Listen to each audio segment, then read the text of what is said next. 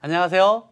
당신의 투자 자산 중 5%는 P2P에 투자하세요. 재테크 에피타임 예스 P2P 양훈직입니다. 네, 안녕하세요. 신미정입니다. 이번 연휴 참 길었는데요. 긴 연휴 뭐하고 지내셨나요? 저는 연휴도 반납하고 내일 있을 P2P 완전 정보 강의 준비를 아주 열심히 했습니다. 내일도 강연회가 있으시군요. 네, 그렇습니다. 네. 신미정 앵커님은 추석을 어떻게 보내셨나요? 이번에 연휴에 오랜만에 가족들도 만나고 조카들에게 용돈도 챙겨주고 그러다 보니까 이렇게 용돈을 좀 두둑히 챙겨주려면 재테크를 열심히 해야겠다. P2P 투자 열심히 하셔야겠습니다. 네, 그런 생각이 들었습니다. 네. 연휴가 길다 보니까 쉴 때는 좋았는데 일상으로 복귀하는 게 참 힘들다 하시는 분들 참 많으신데요. 이럴 때 재테크 에피타임 예스 P2P와 함께 초저금리 시대 새로운 재테크 수단으로 떠오르고 있는 P2P 투자에 대한 모든 것 저희와 함께 알아보시는 건 어떨까요? 방송 보시다가 P2P에 대해서 궁금증 생기시면요. 검색창에 와우스타를 검색하셔서 홈페이지 P2P 금융몰로 들어오시면 여러 가지 상품들 직접 확인하실 수 있고요.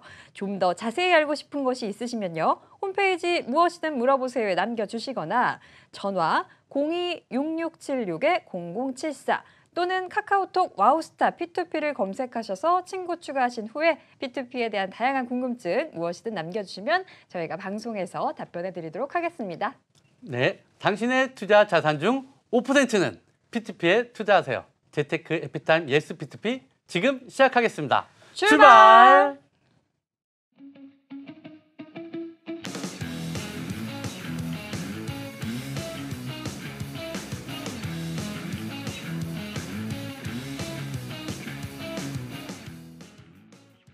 네, 재테크 에피타임 예스 P2P 화요일 순서 본격적으로 시작해 보도록 하겠습니다. 오늘 도움 말씀 주실 분 나와 계시는데요. 핀스트리트 신건영 이사 자리하셨습니다. 안녕하세요. 안녕하십니까. 안녕하십니까.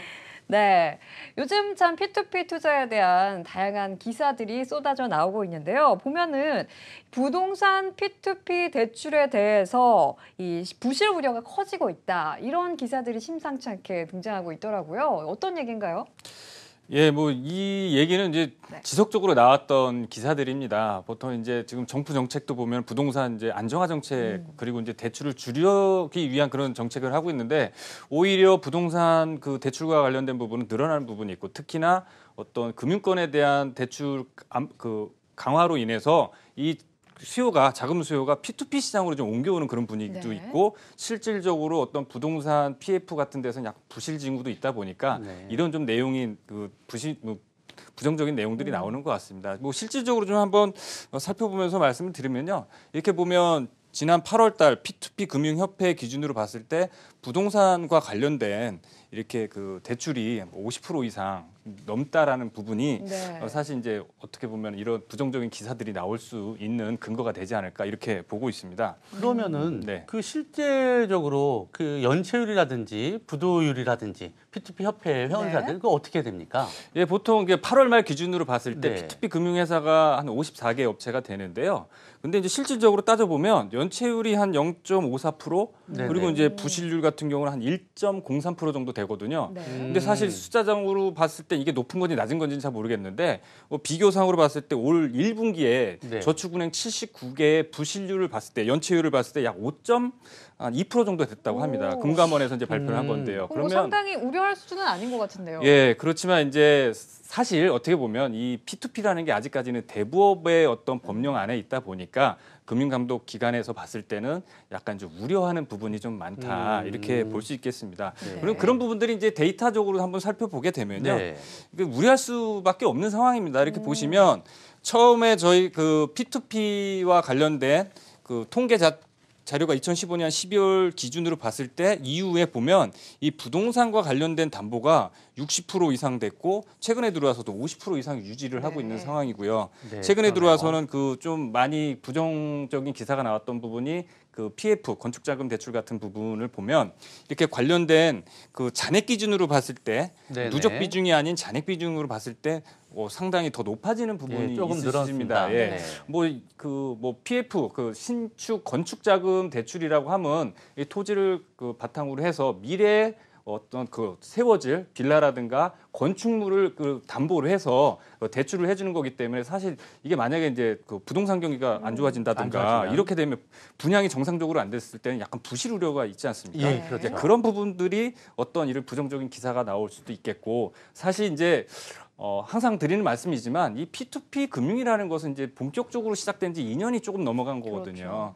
그런 부분이기 때문에 부작용도 당연히 있을 거고 네. 긍정적인 면도 반드시 있을 겁니다. 근데 이제 약간 이제 금융감독 기관에서는 투자자 보호를 위해서 이런 뭐 걱정스러운 부분, 우려되는 부분을 좀 많이 얘기를 하고 있는데 그렇다고 하면 또 한편에서는 또 관련된 긍정적인 어떤 발전 방향, 개선 방향 이런 부분도 좀 이렇게 가이드를 해서 뭐 발전해 나갈 수 있으면 얼마나 좋을까 이런 생각도 좀 해보게 됩니다. 예. 네.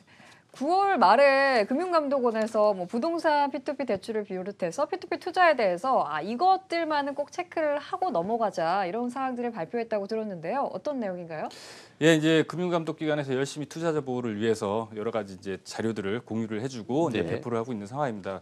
반드시 이제 투자자들은 이 P2P 상품에 투자하는 것은 원금 보호가 안 되는 투자 상품이라는 걸 반드시 인식을 하셔야 됩니다. 이제 그런 부분이 제일 먼저 나와 있습니다. 8가지에 대한 뭐 핵심 포인트, 그 P2P 투자 시 꼭 챙겨봐야 될 포인트 8가지라고 해서 이제 자료를 배포를 했는데요.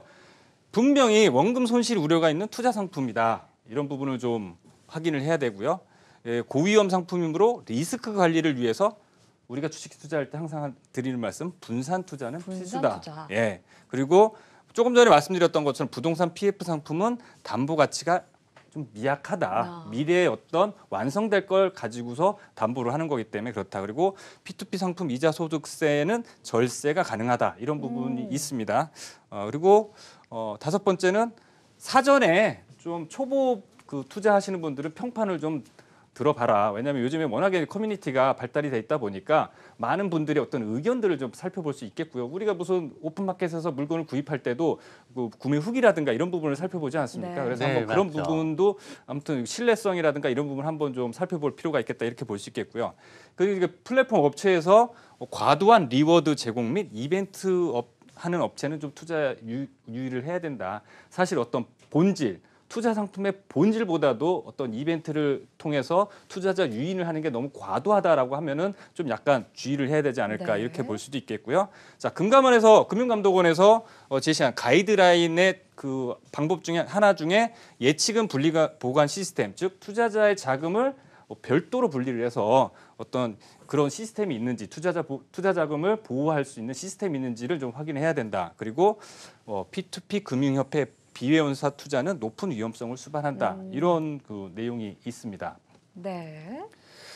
근데 이제 몇 가지 좀 뭐 살펴볼 필요가 있는데요. 제가 이제 항상 가장 중요하게 생각하는 부분은 투자 상품이다. 네, 이런 네. 부분은 좀 말씀드리고 싶고요. 그리고 분산 투자 상품은 100% 해지라는 건 없습니다. 결국은 리스크를 인식을 하고 리스크를 낮게 하기 위해서 분산 투자한다는 건 기본적인 개념이다. 이렇게 말씀을 드리겠습니다. 제가 보니까 네. 그 8가지 포인트 중에서 한 80%에서 90% 정도는 우리 전에 출연했던 우리 출연자분들 실제 투자자들이 맞아요. 말씀하시던 투자 유의사항하고 굉장히 비슷한 것 같습니다. 네, 정말 핵심적인 내용들이 맞는 것 같네요. 네, 그렇습니다. 네, 금융감독원에서 제시한 P2P 투자 핵심 포인트 8가지를 짚어줬는데 그중에서 물론 다 중요하겠지만 네. 그중에서 좀 투자자들이 이것만은 꼭 지켜줬으면 좋겠다 하는 게 있을까요? 네, 벌써 이제 정답은 제가 드린 것 같은데요. 네. 조금 전에 말씀드렸던 것처럼 원금 손실이 있다. 원금 손실. 있는 투자 상품이다. 그런 부분이고 이제 분산 투자는 필수다. 이런 부분이고 그 중에 이제 한 가지 좀 추가적으로 좀 말씀드리고 싶은 부분은 여기 이제 8번째 있습니다. P2P 네. 금융협회 비회원사 투자는 높은 위험률을 수반한다. 이런 부분이 회원사 비회원사를 나누기보다는 사실 이제 그 P2P 금융협회라는 곳이 어쨌든 간에 자체적으로 임의 단체이긴 하지만 투자자 보호를 위해서 어떤 자율적인 시스템을 가지고 있습니다. 외부 뭐 검사라든가 회계 검사라든가 아니면 어떻게 규정을 지키지 않으면 이제 제명을 시킨다든가, 그러니까 자체적인 어떤 노력을 하고 있다라는 거죠. 그렇게 따지고 보면 반대로 생각하면 그만큼 노력을 하고 있으면 어느 정도 투자자 보호를 위한 어떤 장치가 있겠구나 이런 좀 생각을 할 수 있겠죠. 퀸스트리트도 그럼 협회에 가입하기 위해서 방금 말씀하셨던 그런 것들 다. 그럼요. 서로 이제 우리는 P2P 금융이라는 게 어떻게 보면 중금리, 서민을 위한 어떤 서민 금융 활성화가 가장 큰 캐치플레이입니다. 그렇게 위해서는 높은 수익보다도 어떤 그 적정한 어떤 그 P2P 금융 시장을 좀 활성화시키는 게 목표이기 때문에 어느 정도 자율적인 시스템이 필요하다 이렇게 볼 수 있겠고요. 그리고 좀 중요한 부분인데요. 이제 예치금 분리 보관 시스템. 이 부분은 무슨 뜻이냐면 기존에는 플랫폼 업체의 그 어떤 계좌 명의로 어떤 투자금을 많이 송금을 했습니다. 이제 안 그런 것도 몇 군데 있었는데 이제 이 예치금 별도 분리관리 시스템을 적용하게 되면 본인이 송금을 하게 되면 본인 명의의 가상 계좌로 입금을 하게 되고 투자를 하게 됩니다. 그럼 결국 나중에 대출이 실행될 때 본인의 이름으로 그 대출자한테 직접 가는 겁니다. 즉 그 플랫폼 업체가 이 투자자금을 어떻게 손댈 수가 없는 중간에 모아둔 돈을 내가 빼가서 딴 데다 이용한다거나 쓸 수 없다. 이런 부분이기 때문에 이 플랫폼 업체가 혹시라도 뭐 부도가 나더라도 이 투자자들의 자금은 예치금은 안전하게 보관이 된다. 이런 부분이 좀 핵심이다 이렇게 말씀을 드리겠습니다. 금융감독원이 제시한 핵심 포인트 8가지 여러분들 꼭 기억하셔서 투자하는 데 도움이 되셨으면 좋겠는데요. P2P 투자 어떻게 하는지 좀 더 자세히 좀 실예를 들어보면 어떨까 싶어요. 실제 사례를 좀 준비해 오셨다면서요. 보면 항상 이제 뭐 이론과 또 실전은 이제 다릅니다. 그래서 이제 뭐 구체적인 예를 들어서 좀 설명을 해드리는 게 좋을 것 같아서요.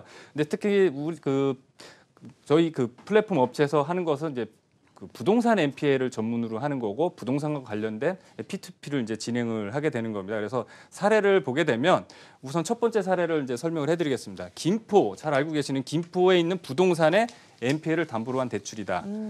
그리고 성격은 후순위 근저당거부 질권 대출이다 이렇게 말씀드리겠습니다. 그래서 이게 좀 설명을 하게 되면 약간 좀 지루할 수는 있겠지만 선순위 근저당에 대한 처분 권리를 등기사항 증명서 예전에 이제 등기부 등본이라고 하시겠죠. 여기 설정해서 담보의 권리를 확보하는 형태. 즉 내가 돈을 빌려주지만 당신의 어떤 부동산에 대해서 내 담보 권리를 확보하고서 빌려주겠다. 뭐 이런 얘기입니다. 그 내용은 연 16%의 수익률, 그러니까 세전으로 16%, 모집 금액은 2억 원, 그리고 투자 기간은 6개월, 그리고 이자는 뭐 매월 지급하고 원리금은 만기 일시 상환. 그래서 이제 말씀드렸던 것처럼 후순위 질권 설정을 하고 된다. 근데 이제 특이 사항은 배당 기일에 따라서 이 대출 상품은 조기 상환이 가능하다.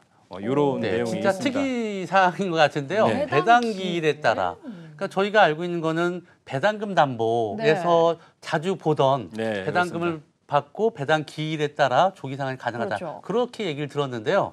이거는 지금 후순위 질권 설정이라서 그렇죠. 배당금 담보와 요거와의 차이를 정확하게 모르겠습니다. 한번 좀 간략하게 설명을 해드리겠습니다. 후순위 질권이라고 하면 부동산에 대한 직접적인 담보권은 아닙니다. 보시게 되면 부동산을 소유한 채무자가 있습니다. 이 채무자가 B에게 돈을 빌리면서 본인이 소유한 부동산의 근저당권이라는 어떤 담보의 권리를 설정을 하게 됩니다.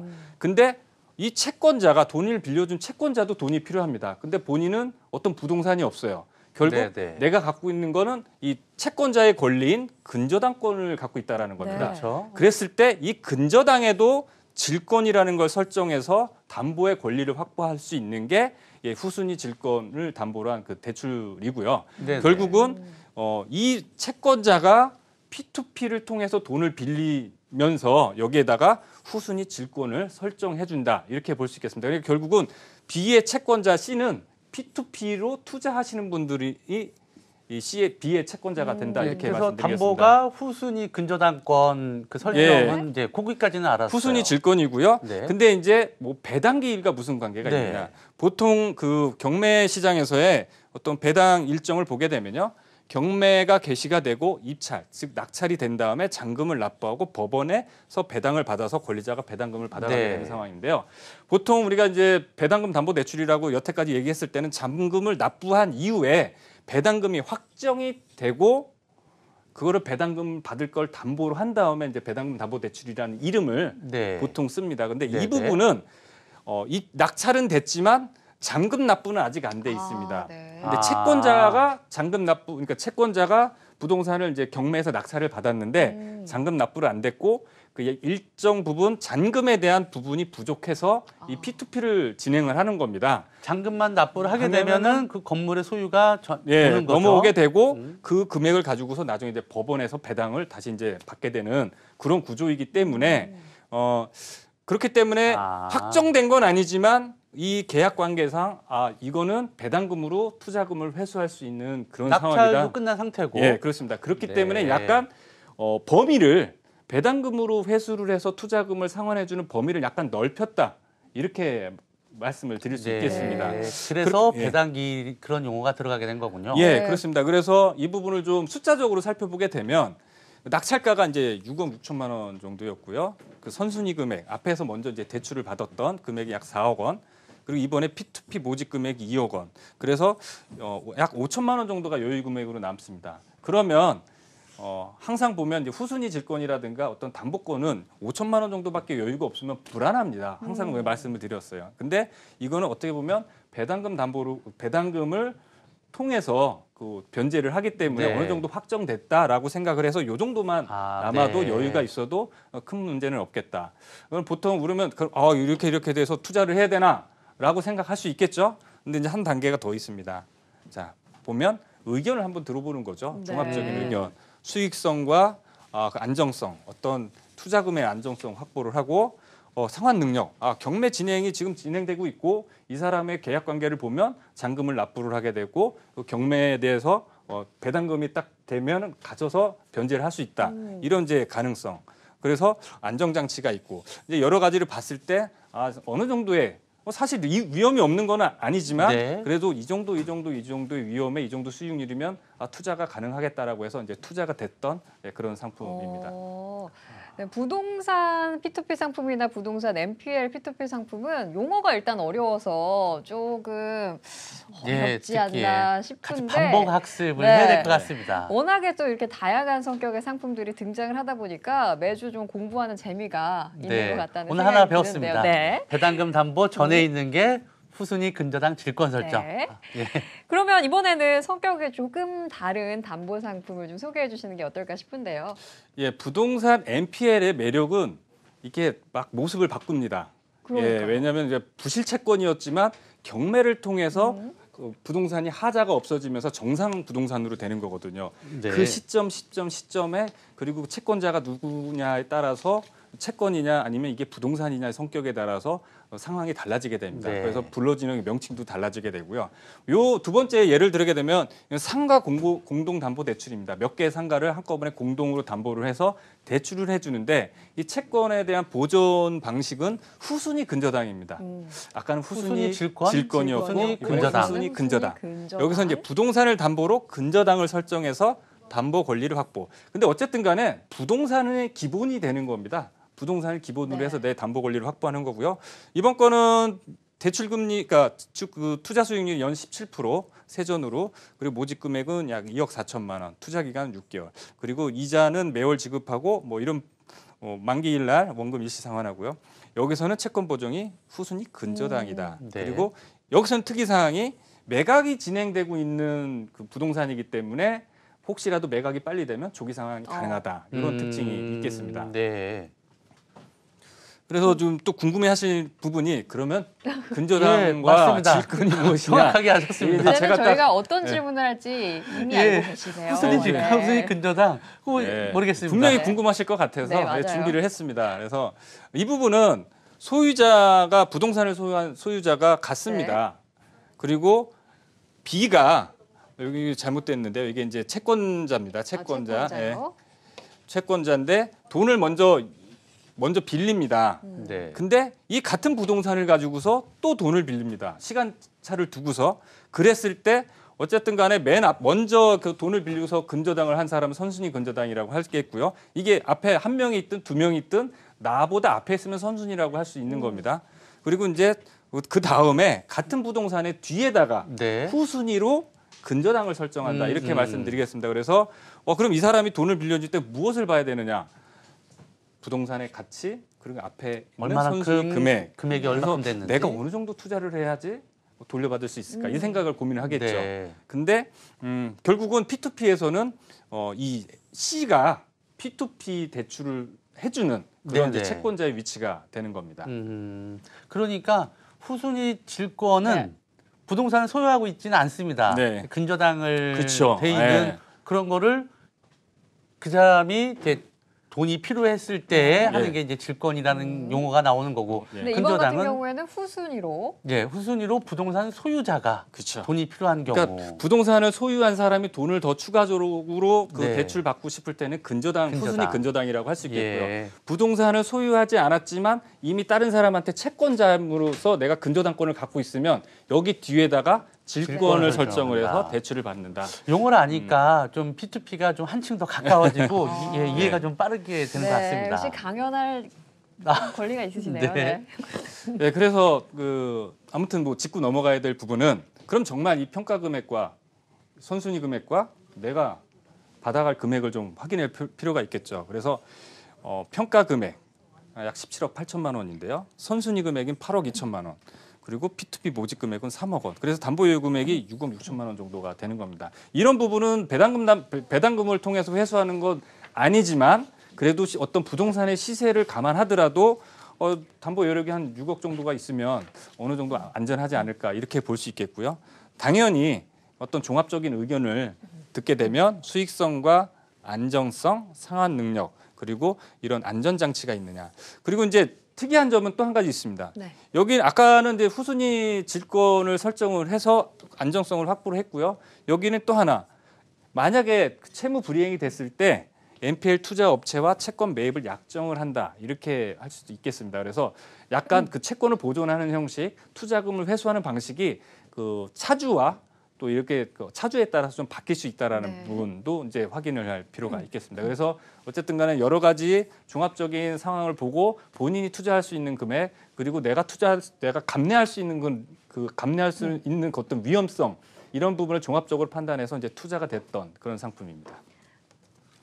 네, 핀스트리트 신건영 이사님과 함께 실제 P2P 사례를 통해서 상품들 살펴보고 있는데요. 이번에는 여러분들의 P2P 투자 고민을 저희가 직접 해결해드리는 시간 마련했습니다. 예스 P2P 상담센터로 이어가도록 하겠습니다.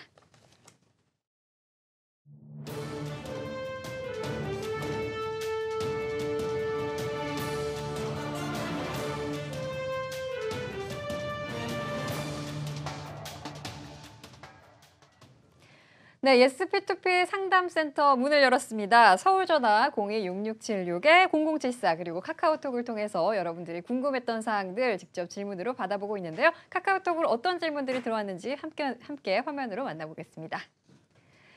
2309님, P2P 상품 이자 소득세 세율 27.5%도 절세가 가능하다는 얘기는 도대체 무슨 뜻인가요? 이런 질문 해주셨네요. 바로 대답해 주시죠.